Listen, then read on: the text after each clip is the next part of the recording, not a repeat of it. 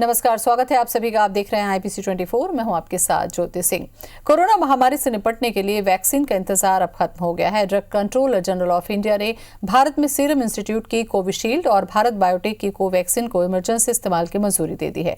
साथ ही messrs Cadila health care को भारत में तीसरे चरण के क्लिनिकल ट्रायल करने की अनुमति भी दी गई है।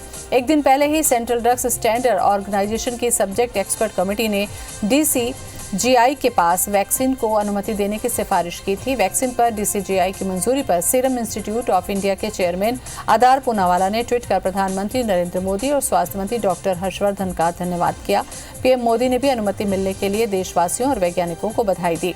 साथ ही प्रधानमंत्री ने भी ट्वीट कर देशवासियों को बधाई दी है। उन्होंने लिखा कि देशवासियों के लिए गर्व की बात है कि भारत में बनी वैक्सीन को मंजूरी मिली है। इसके अलावा WHO ने भी भारत में वैक्सीन की मंजूरी का स्वागत किया है।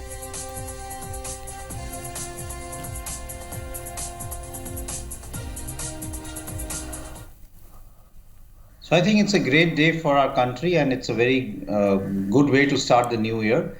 And both the vaccines are made in India, and one of them is actually a make in India because it's a vaccine which has been the research has been done here, and it's truly from scratch an Indian vaccine. At multiple levels, safety is looked at. So I don't think we should be concerned that much as far as safety is concerned. Even as far as the Bharat Biotech vaccine is concerned, it is on a traditional platform which has been used for other vaccines also. So it's been shown to be safe, and they have robust data from phase 1 and phase 2 to show that it's a safe vaccine. So we should be assured as far as safety of the vaccines are concerned.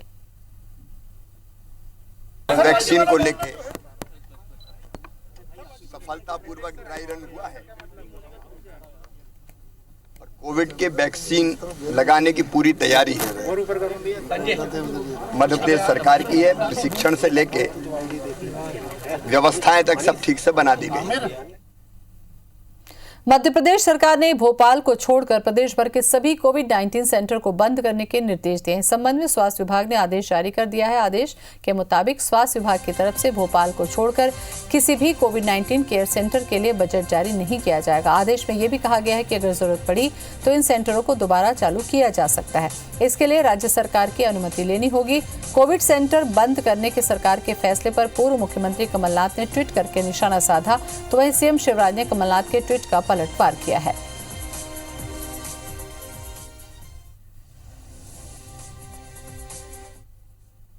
Kamal Nath जी का काम tweet करना रह गया है बस। क्या वो ये चाहते हैं कोविड सेंटर हमेशा ही खुले रहें? कोविड पे पूरी तरह से नियंत्रण है। पेशेंट्स की संख्या पॉजिटिव काफ़ी कम हुई है। कोरोना पॉजिटिव होते हैं उनके इलाज की पर्याप्त व्यवस्था है। बाकी होम आइसोलेशन की भी व्यवस्था है। कभी जरूरत पड़ेगी तो फिर खोल देंगे, लेकिन केवल खोलने के लिए खोलना, इसका कोई औचित्य नहीं है। और इसी खबर पर ज्यादा जानकारी के लिए हमारे साथ जुड़ चुके हैं हमारे संवाददाता सुधीर दंडोतिया। सुधीर, कोविड सेंटर बंद करने के निर्देश के पीछे क्या ये समझा जाए कि कोविड फ्री हो चुके हैं ये सारे सेंटर्स? देखिए, बात किया है तो जिलों में जो कोविड सेंटर बनाए गए थे वहां पर पॉजिटिव मरीजों की संख्या काफ़ी ज़्यादा कम थी। लिहाजा अभी वर्तमान में प्रदेश सरकार की जो गाइडलाइन है उसमें ज़्यादातर प्राथमिकता इस बात को लेकर दी जा रही है कि लोग अगर रिपोर्ट पॉजिटिव उनकी आती है तो गंभीर मामला अगर ना हो तो कम से कम होम आइसोलेशन के लिए ज़्यादा प्रेफर किया जाए। और ऐसे में होम आइसोलेशन में पॉजिटिव मरीजों की संख्या ज़्यादा है। कोविड सेंटरों में मरीजों की कम संख्या को देखते हुए प्रदेश सरकार ने यह पूरा फैसला लिया है, क्योंकि प्रत्येक बिस्तर पर सरकार को जो है काफ़ी ज़्यादा राशि खर्च करनी पड़ रही थी। लिहाजा पूरे प्रदेश के जितने भी कोविड सेंटर थे उनको बंद करने का आदेश जो है प्रदेश सरकार की ओर से दिया गया है। केवल राजधानी भोपाल के कोविड सेंटरों को इनसे दूर रखा गया और इस पूरी बात को लेकर सियासत भी गरमाई हुई है, क्योंकि विधानसभा का सत्र जब चल रहा था उस समय ये कहकर विधानसभा के सत्र को स्थगित किया गया था कि मध्य प्रदेश पर संक्रमण लगातार बढ़ता जा रहा है। कई विधायक, कई कर्मचारी पॉजिटिव आए थे। प्रदेश के अंदर लगातार मौत जो हो रही है उनको लेकर भी कहीं ना कहीं सवाल खड़े किए जा रहे थे और पॉजिटिव मरीजों की जो संख्या है उसके मद्देनजर भी विपक्ष लगातार सवाल उठा रहा है। पूर्व मुख्यमंत्री कमलनाथ ने इस पूरे मामले पर ट्वीट किया था। उन्होंने साफ तौर पर बताया था कि प्रदेश में लगातार कोरोना के चलते मौतें हो रही हैं और उसके बाद में प्रदेश सरकार का ये फैसला निश्चित तौर पर कहीं ना कहीं असंवेदनशील है। ये सवाल कमलनाथ की ओर से उठाया गया था, जिसके बाद में आज खुद प्रदेश के मुखिया शिवराज सिंह चौहान ने इसका जवाब दिया है। शिवराज सिंह चौहान ने कहा है कि कमलनाथ जी क्या ये चाहते हैं कि कोविड सेंटर चलते रहें, और जो फैसला है प्रदेश सरकार का वो कहीं ना कहीं प्रदेश की स्थितियों के मद्देनजर लिया गया है। अगर प्रदेश सरकार को ये लगता है कि किसी जिले के अंदर ज़्यादा मरीजों की संख्या है, पॉजिटिव मरीजों की संख्या में इजाफा हो रहा है, तो वहाँ पर फिर से कोविड सेंटर खोले जाने पर विचार किया जा सकता है। ये परिस्थितियों के ऊपर निर्भर रहेगा, पर लेकिन जिस तरीके से सरकारी फरमान जारी हुआ है, स्वास्थ्य विभाग का जो आदेश जारी हुआ है, उसको लेकर निश्चित तौर पर कहीं ना कहीं सरकार की मंशा पर विपक्ष ने सवाल उठाए और इस पूरे मामले पर सियासत भी गरमाई हुई है। सुधीर, यहाँ ये भी समझने की जरूरत होगी कि जितने सेंटर्स को बंद कर दिया गया है, वहां पर अगर कोरोना के संक्रमित और सीरियस केस के पेशेंट आएंगे तो क्या खुलवाने के लिए इंतजार करेंगे या वैकल्पिक इंतजाम क्या है? देखिए, अभी तक जो प्रक्रिया थी, अगर किसी इस जगह पर कोविड सेंटर नहीं थे तो ऐसे केसों में ज़्यादातर रेफर करने की प्रक्रिया को आजमाया जाता था। भोपाल के अंदर जो मरीज भर्ती किए जाते हैं वो भी प्रदेश के दूर दराज के जिलों से यहाँ पर उनको लाया जाता था, और डॉक्टरों की जो फीवर क्लिनिक जो बनाई गई है, डॉक्टरों के परामर्श के बाद में निश्चित तौर पर मरीजों को होम आइसोलेशन की व्यवस्था की जाएगी। और अगर सरकार को ये लगता है कि गंभीर स्थिति है मरीज की और अस्पताल में उसको भर्ती करना पड़ रहा है, तो फिलहाल कम से कम जो परिस्थितियाँ सामने नजर आती हैं वो रेफर की नजर आती है कि राजधानी भोपाल के अंदर इन मरीजों को रेफर किया जाए। पर मुखिया जो है मध्य प्रदेश के शिवराज सिंह चौहान, उन्होंने कहा है कि अगर मरीजों की संख्या में इजाफा होगा तो सरकार फिर से जिले में कोविड सेंटर खोलने पर विचार कर सकती है। चलिए, बहुत बहुत शुक्रिया आपका सुधीर जानकारी के लिए। मध्य प्रदेश में 2 और विधायक मंत्री पद की शपथ ले चुके हैं। सीएम शिवराज की टीम में 2 मंत्री शामिल हो गए। कैबिनेट में अब 4 पद खाली बचे हैं। राजभवन में राज्यपाल आनंदीबेन पटेल ने सांसद ज्योतिरादित्य सिंधिया के समर्थक तुलसी सिलावट और गोविंद सिंह राजपूत को मंत्री पद की शपथ दिलाई। दोनों ही मंत्रियों के शपथ कार्यक्रम में मुख्यमंत्री शिवराज सिंह चौहान, बीजेपी के प्रदेश अध्यक्ष वीडी शर्मा, गृहमंत्री नरोत्तम मिश्रा, मुख्य सचिव इकबाल सिंह बैस राजभवन में मौजूद थे। तुलसी सिलावट को जल संसाधन और गोविंद सिंह राजपूत को परिवहन और राजस्व विभाग मिलना लगभग तय है। शिवराज सरकार सत्ता में आने के बाद सिलावट और राजपूत को यही विभाग सौंपे गए थे। एक बार फिर उन्हीं विभाग की जिम्मेदारी मिलेगी। वहीं दूसरी ओर सागर जिले के सुर्खी से विधायक गोविंद सिंह राजपूत को शिवराज मंत्रिमंडल में शामिल किए जाने के बाद उनके समर्थकों ने जश्न मनाया। उनके आवास पर पटाखे फोड़कर खुशी मनाई गई। बेलहरा जैसे नगर और राहतगढ़ में भी भाजपा कार्यकर्ताओं ने मिठाइयां बांटी।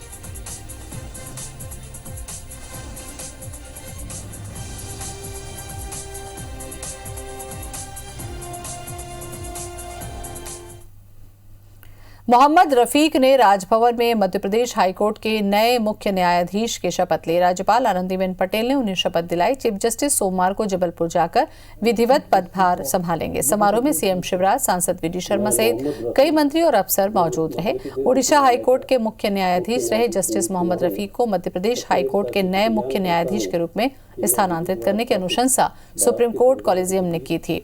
उसके बाद राष्ट्रपति और प्रधान न्यायाधीश की मुहर लगने के साथ ही भारत शासन के विधि और न्याय मंत्रालय ने नवीन पदस्थापना के संबंध में विधिवत अधिसूचना जारी कर दी। मोहम्मद रफीक राजस्थान के शेखावटी के चुरू जिले के सुजानगढ़ कस्बे के रहने वाले हैं। प्रतिष्ठित कायम खानी परिवार में 25 मई 1960 को जन्मे रफीक ने एलएलबी के बाद 1984 में राजस्थान हाईकोर्ट से वकालत की शुरुआत की थी। इसके बाद 1 से अधिक बार अतिरिक्त महाधिवक्ता पद पर भी रहे। 15 मई 2006 को उन्हें राजस्थान हाईकोर्ट में न्यायाधीश नियुक्त किया गया। मैं मोहम्मद रफीक, जो मध्य प्रदेश उच्च न्यायालय। मुख्यमंत्री शिवराज सिंह चौहान नए साल के पहले वर्किंग डे यानी कि कल से 2021 वर्किंग प्लान को लेकर कसावट शुरू करने जा रहे हैं। शनिवार को हुई मंत्री और मंत्रालय के अफसरों की बैठक के बाद सीएम शिवराज अब सोमवार को वीडियो कॉन्फ्रेंसिंग के जरिए कलेक्टर, कमिश्नर से चर्चा करके जिला स्तर पर इसकी शुरुआत करेंगे। सीएम शिवराज ने इस बात के संकेत दिए हैं कि आत्मनिर्भर मध्य प्रदेश अभियान और सुशासन के लिए वो अफसरों की नाक में दम करने वाले हैं। 2021 के वर्किंग प्लान में सीएम ने आर्थिक, सामाजिक और शैक्षणिक सशक्तिकरण के साथ आत्मनिर्भर मध्य प्रदेश का रोड मैप लागू करने पर तो फोकस किया ही है, साथ ही माफिया मुक्त मध्य प्रदेश की मुहिम के साथ सुशासन पर अधिक फोकस है। वर्किंग प्लान में सिंगल सिटीजन डाटाबेस का हितग्राही मूलक योजनाओं में उपयोग शुरू करना, शासकीय सेवाओं के लिए इलेक्ट्रॉनिक सिंगल विंडो योजनाओं की मंजूरी के बाद बिना किसी देरी के हितग्राहियों को सहायता पहुंचाना, मंडी और श्रम सुधारों को प्रभावी रूप से लागू करना, रोजगार के नए अवसर, जिला स्तर के कार्यों की मॉनिटरिंग के लिए डैशबोर्ड, महिला स्व सहायता समूह, कृषि उत्पादक संगठन और सहकारिता को जन आंदोलन बनाना, प्रत्येक गांव तक इंटरनेट कनेक्टिविटी, हर व्यक्ति का कोविड टीकाकरण और मिनिमम गवर्नमेंट और मैक्सिमम गवर्नेंस समेत कई ऐसे काम हैं जिन पर सीएम शिवराज का फोकस है। कलेक्टर कमिश्नर कॉन्फ्रेंस में सीएम का इस बात को लेकर भी फोकस रहेगा कि योजनाओं को तय समय पर पूरा कराने की जिम्मेदारी जिला कलेक्टर और संभागायुक्त की होगी और सीएम खुद हर हफ्ते बड़ी योजनाओं की समीक्षा करेंगे। हालांकि इस एक्शन मोड को लेकर कांग्रेस ने तंज कसा है और वो इसे दिखावा बता रही है।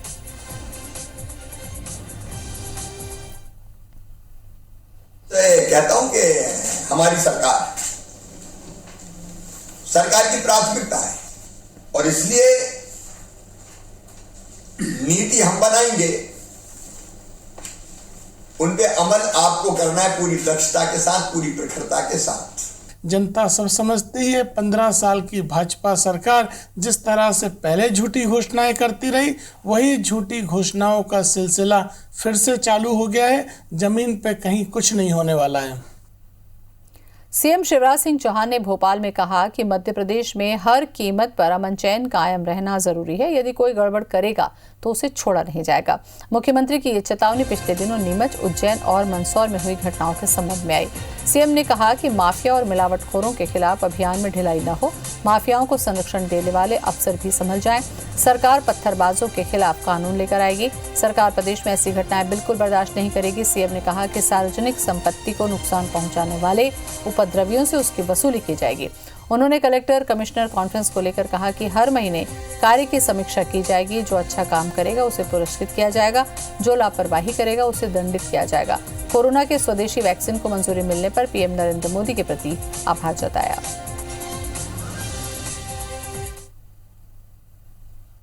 पत्थरबाजी करने वाले पत्थरबाज ये समाज के दुश्मन है, कोई भी हो। भय और आतंक का माहौल पैदा होता है, भगदड़ मचती है, अव्यवस्थाएं होती है। मध्य प्रदेश में रूल ऑफ लॉ रहेगा, कानून का राज। इस तरह के अपराधी साधारण अपराधी नहीं है, इनको छोड़ा नहीं जाएगा। अभी तो मामूली सी कार्रवाई होती थी, अब हम कड़ी सजा का प्रावधान करने के लिए कानून ला रहे हैं, कानून बना रहे हैं।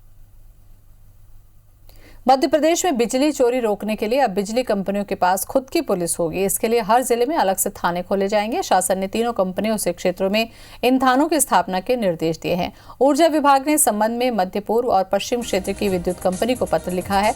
अभी बिजली चोरी के मामलों में विद्युत कंपनियों को स्थानीय पुलिस की मदद लेनी पड़ती है। प्रदेश भर में विभिन्न तरीकों से बिजली चोरी के मामले सामने आते रहते हैं। इस कारण बिजली कंपनियों ने बिजली थाने बनाए जाने की मांग की थी। कई बार बिजली कर्मचारियों पर हमले भी होते रहे। बिजली थानों में 2 उप निरीक्षक, 4 सहायक उप निरीक्षक, 8 प्रधान आरक्षक, 16 आरक्षक का स्टाफ तैनात किया जाएगा। साथ ही 30 जवानों को थाना कार्यालय में पदस्थ किया जाएगा। बिजली कंपनी की पुलिस अब हर तरफ के बिजली चोरों पर लगाम लगा सकेगी।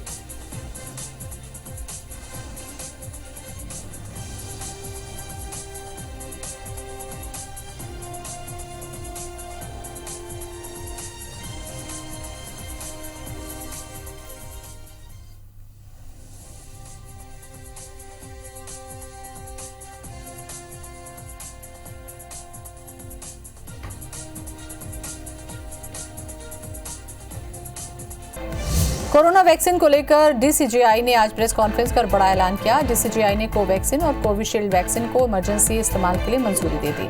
बता दें कि एक्सपर्ट कमेटी ने डीसीजीआई के पास भारत बायोटेक की कोवैक्सीन और सीरम इंस्टीट्यूट की कोविशील्ड वैक्सीन को अनुमति देने की सिफारिश की थी।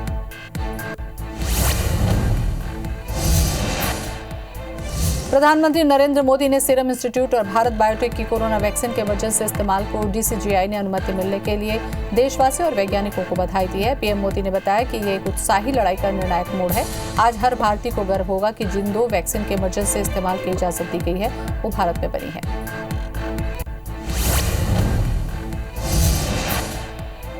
मध्य प्रदेश में सिंधिया खेमे के 2 विधायक शिवराज की टीम में फिर से मंत्री बन गए। सांसद ज्योतिरादित्य सिंधिया के समर्थक तुलसी सिलावट और गोविंद सिंह राजपूत आज मंत्री पद की शपथ ली। सूत्रों के मुताबिक तुलसी सिलावट को जल संसाधन और गोविंद सिंह राजपूत को परिवहन और राजस्व विभाग का जिम्मा दिया जाएगा।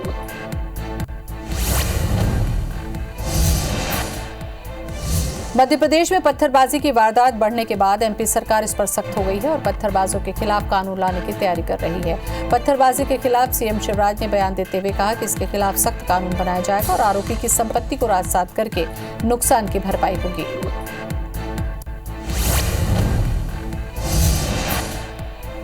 मुरैना में आज नकली दूध बनाने वाले माफिया पर बड़ी कार्रवाई की गई। खाद्य विभाग और पुलिस की संयुक्त टीम ने धुरकुड़ा गांव में भारी मात्रा में नकली दूध बनाने वाले खतरनाक केमिकल और पाउडर को बरामद किया। मामला पहाड़गढ़ थाना इलाके के धुरकुड़ा गांव का है। कुछ और खबरें। हाईकोर्ट की इंदौर खंडपीठ ने नोटरी के आधार पर शादी और तलाक को गलत मानते हुए विधि विभाग को मामले में सख्त नियम बनाने के आदेश जारी किए हैं। दरअसल मामला रतलाम जिले के जावरा में रहने वाले फरियादी ने नोटरी के आधार पर महिला से शादी की थी। कुछ दिनों बाद महिला वहां से फरार हो गई, जिसके बाद उसे पुलिस ने गिरफ्तार कर लिया और जेल भेज दिया। हालांकि बाद में ये मामला इंदौर के हाईकोर्ट के समक्ष जमानत के लिए पेश हुआ, जिसमें सामने आया कि इस तरह की शादियां और तलाक लगातार नोटरी के आधार पर की जा रही है, जिसे गंभीरता से लेते हुए जस्टिस विवेक रूसिया ने आदेश दिया कि नोटरी के माध्यम से शादी और तलाक करना वैध नहीं है। कोर्ट ने विधि विभाग को मामले में गाइडलाइन जारी करने के निर्देश दिए हैं। इस तरह के मामले पाए जाते हैं तो नोटरी का लाइसेंस टर्मिनेट किया जाएगा। मामले में नोटरी करने वाले को भी एक्यूज बनाया जाएगा। कोर्ट में नोटरी के आधार पर एग्रीमेंट वाली शादी हुई थी, जिसमें एफिडेविट तस्दीक करके और ये कह दिया कि हम आपके साथ रहने को तैयार हैं, इस तरह से, तो इलीगल मैरिज थी। कोर्ट ने यही कहा है कि भाई अगर इस तरह की आप आगे पाई जाए तो इस तरह की गाइडलाइंस ले डाउन करें कि अगर ऐसा हो तो उसके नोटरी का लाइसेंस टर्मिनेट किया जाए। और इसी के साथ खबरों में फिलहाल इतना ही। नमस्कार।